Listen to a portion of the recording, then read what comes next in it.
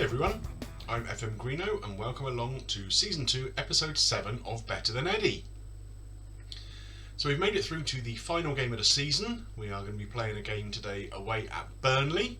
We're also going to be wrapping up the whole season, a bit of an overview, and there'll be some sort of bonus stuff towards the end where we look a little bit ahead into the future. As you can see, by hook or by crook, we have made it up to 10th position in the league, just about fulfilling that board requirement of finishing in the top half. So if we can get a decent result today, hopefully that will be good enough for them. We managed to get past all the ultimatums, all that kind of bad stuff, and they're pretty happy with us. In fact, they wanted to offer me a new contract a couple of weeks ago, but I turned that down because obviously the plan is to finish the game at the end of this season and move on to something else. Anyway, let's go and take a look at the schedule and you can see how we've got to where we are. You were last with me for the game where we got knocked out by Milan in the Europa League. Since then, it's been a bit of a mixed bag. I'm sure there'll be those of you of a certain age, like myself, who will remember the ITV game show Win, Lose or Draw, hosted by the likes of Danny Baker and Bob Mills and the like. Well, we wouldn't be any good for that, because we can't draw. We can only win or lose, as it seems. You'll notice in amongst it, I'm not going to go through them all, but some pretty interesting results. 6-0 against Brentford was a decent performance, I think we can say. And more notably, we won 2-0 away at Old Trafford. And in fact, if we have a quick look at the match stats in that game, we absolutely butchered them. So that was a very, very, very positive result. And it's kind of frustrating that we couldn't do more of that earlier in the season when we were really, really poor. Maybe it's because we haven't got the added pressure of all those Europa League games to fit in. Anyway, it's time to get on to that last game of the season away at Burnley. Let's go into the tactics screen and you can see how we're set up. We're fortunate enough to be able to go into this last game of the season with pretty much our best available 11. The one area where I'm not quite sure, even now 38 games into the season, is in this central midfield area. Jefferson Lerma is the one who misses out today, but it's pretty much just on recent form. I think he's probably a better fit in this box-to-box role than Lewis Cook is. But out of the four guys I've got playing in central midfield, picking the best three out of them has been difficult all season long. Like I say, Lerma probably ought to be in, but Cook's been playing so well I don't want to leave him out. Beyond that, I think this is my best 11, for sure. So hopefully it's going to be good enough for us to go out to Turf Moor and get a result. So the form of those midfielders has meant that Gutierrez this season has missed out almost entirely. You'll remember in the first season he was one of our star players. I brought him in not thinking he was going to play that regularly, but he made one of those first choice midfield roles his own and played really well as we qualified for Europe. This season he started 3 games for us, so I'm starting to wonder maybe I should have played him a little bit more because we seemed to do a lot better last season with him in the team. This game seems to be fairly nondescript. We've got half an hour in and finally a highlight, and it seems like we're going to have this highlight. Zayfoyk here into Callum Wilson to Paredes. Oh, what a save that is from Nick Pope.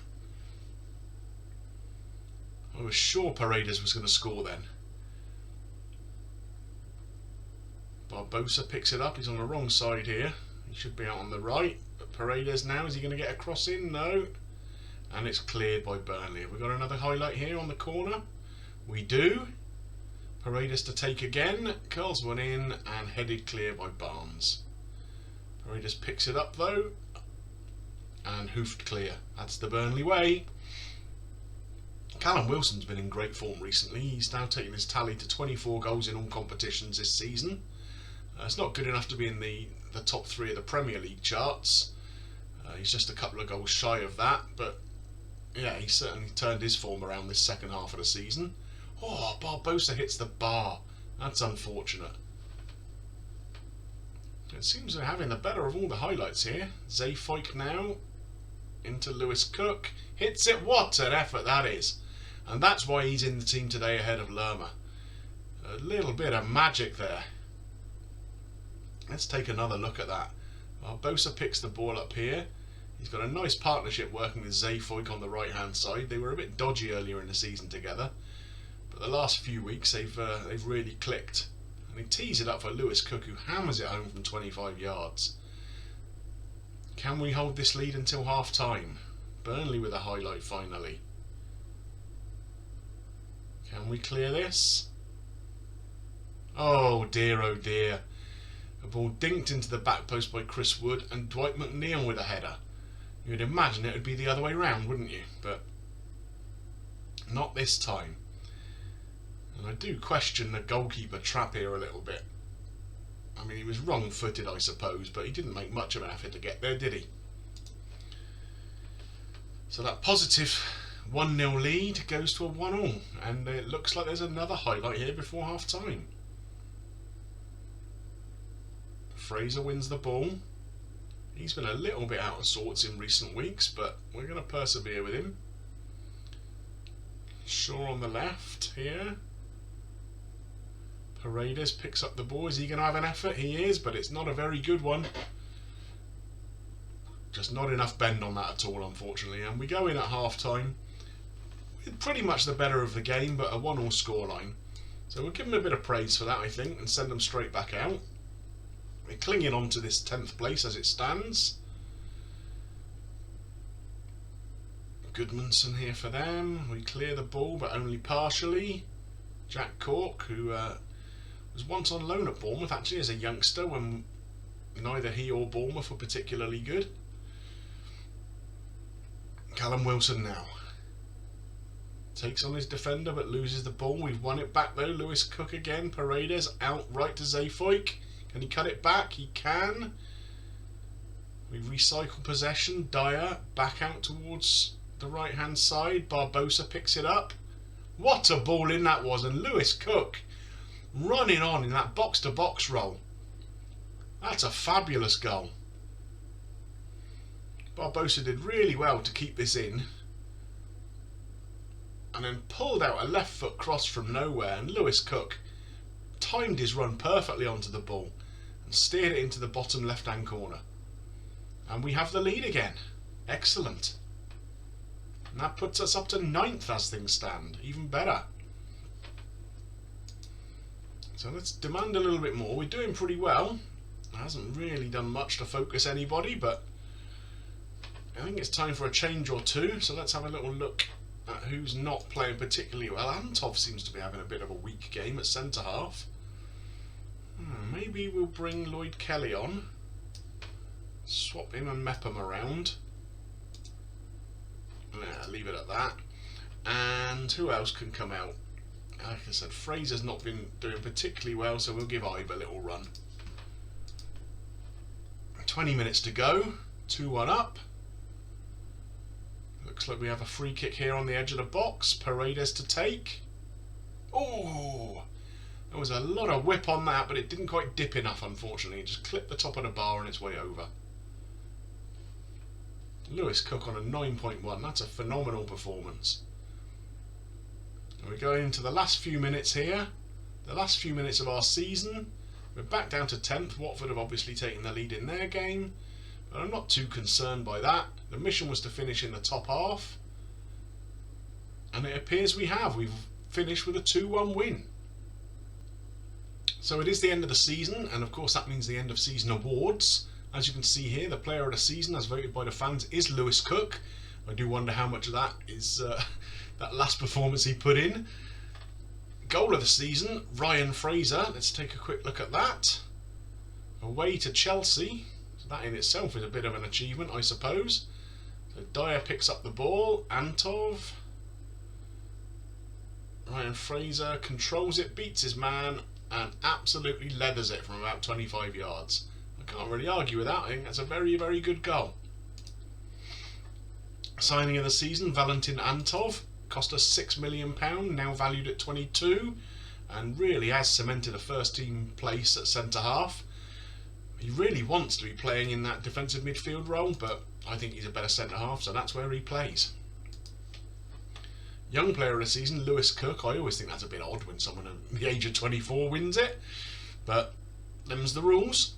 In terms of the review, we finished 10th, lost in the knockout rounds of the Europa League against Milan, lost in the FA Cup to Man U, and lost in the League Cup to Chelsea.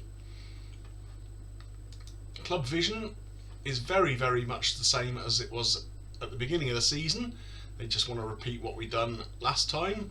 Of course, I'm not going to be here, so not going to change that too much. But I will tell them I expect them to finish in the top half or mid-table at least. Let's say top half. They're happy with that. They're going to go on their break, and we're going to go forward a little bit and catch up in a few days' time. The board have set the budgets for next season, so the new guy coming in can expect a significant improvement on the situation, I think. So the wage budget has been set just over 1.8 million. By the time a few players leave at the end of the season, Begovic is going out and a couple of others, that's going to give them just over 400,000 in wage budget to play with and a transfer budget of almost 57 million pounds. So that's not bad at all. The board are going to build a new stadium too. They're planning to build something almost 22,000 in capacity. I wish they'd do that in real life, but doesn't seem that's on the horizon anytime soon. And so for next season they're moving to Reading. So that's a bit of a trek for the home fans. It's probably about a 90-minute drive up the road, I guess. But better than sharing with Southampton, I suppose. One thing I have just noticed, which is a little bit frustrating, looking at the league table again, we finished 10th and met that top half expectation, but we only actually finished 3 points away from Wolves in 7th, who qualify for European competition. So if we'd had just one more win earlier in the season, when we were so poor, we would have actually pipped Wolves there and qualified for Europe again. There we are. Anyway, an indication that the board are happy with me. They've offered me a new contract. Obviously I'm not going to accept that. We're going to push on a couple more days till the end of season. I think the Champions League final is taking place today. We'll get that out of the way, and then I'm going to resign from the club and see what happens from then on. So here we are, it's the 1st of June, and this is the day I am going to resign. So what I'm just going to do for a bit of fun after this is I will play through the summer and come back at the start of the Premier League season just to see who's taken over as Bournemouth manager and see the kind of transfer business they do with those substantial funds they have available. And then I'll holiday through to the end of next season and see if whoever comes in does better than me. Well, this is interesting. I've holidayed forward to the 1st of September to get to the end of the transfer window, and we can see AFC Bournemouth have replaced me with Carlo Ancelotti. Not a bad appointment, all things considered, I suppose. Be interesting to see if he can do as well as I did. I think I probably know the answer to that question. Having a quick look at the transfer business they've done, you can see not a lot of very familiar names to me anyway. Harry Wilson's come back in on loan for a season. They spent a fair amount of cash though. They signed a youngster by the name of James Hayes. He's only 16 years old, so very much one for the future there. But they spent big on him, so he must be a good prospect. A guy called Shaparenko from Dynamo Kiev, who is an attacking midfielder. Looks decent. Calvin Stengs from AZ, who's playing in that role that Barbosa plays, so there's obviously some competition there. Malone from Oxford is another youngster, and Nikolai Stanciu, Romanian from Slavia Prague, so another attacking midfield option. So an area that I thought was probably one of the stronger areas of the team. Ancelotti kind of disagrees, so that's interesting. On the outs, we knew Begovic was going. Rico's gone out to West Brom. Who else of any note? Brooks is on loan at Aston Villa. Jordan Ives gone to Alaves. Danjuma to Spartak Moscow. And Linetti's gone out on loan. So he's obviously reduced the wider options in the squad quite considerably there. So if we have a look at the tactics, let's see what kind of formation he's playing. He is still playing with a similar-ish kind of formation to us. Maybe a little bit more attacking with a attacking midfielder rather than a defensive midfielder. Yeah, interesting. Seems he's playing Danny Ings ahead of Callum Wilson too, so let's get through to the end of the season though and see where they finish up. So we've now holidayed right through to the end of the season, and as you can see, Ancelotti has taken Bournemouth to 10th place in the Premier League, which is exactly where we finished last season. And in fact, if you want to be picky and split hairs, he has finished on 50 points, and last season we finished on 51. So you can certainly make an argument that he has not improved things at Bournemouth this season. One thing that's worthy of note, actually, before we get into analysing how Bournemouth got on, is Sheffield United. Now, if you remember, in the very first season we played, Eddie Howe actually took over Sheffield United towards the end of the season and took them down. Last season, he got them promoted again, up to, I think it was 3rd place they finished in the Championship. And this season, he's still there, and yep, he's taking them straight back down again, finishing bottom of the pile. So bless him, poor old Eddie is not having the best of time in this save. Heading over to Bournemouth, like I say, finished 10th. If we have a little look at their schedule, we can see that they went out in the 4th round of the Carabao Cup, which I think is the stage we lost to Chelsea last season. They won in the 3rd round of the FA Cup, went out in the 4th round, which I think is again what we did. We lost to Man United in the Cup last season, so they've pretty much done that. So yeah, I would have to say there's no improvement there at all. And when you look at the amount of money that was spent, there are a couple more signings that he brought in January. Edwin Cardona, who's a left winger, a Colombian lad, and Anibal Moreno, an Argentinian central midfielder. The only player leaving of any note, Jack Stacey, went off to Norwich for a few quid. So overall, net spend is pushing £60 million. Yeah, that's a lot of money to not really improve things, isn't it? Funnily enough, Ancelotti, I noticed in a couple of news reports just at the end of the season as I was holidaying through, he's being linked with a couple of extra jobs. I think Napoli was one of them and Tottenham was the other.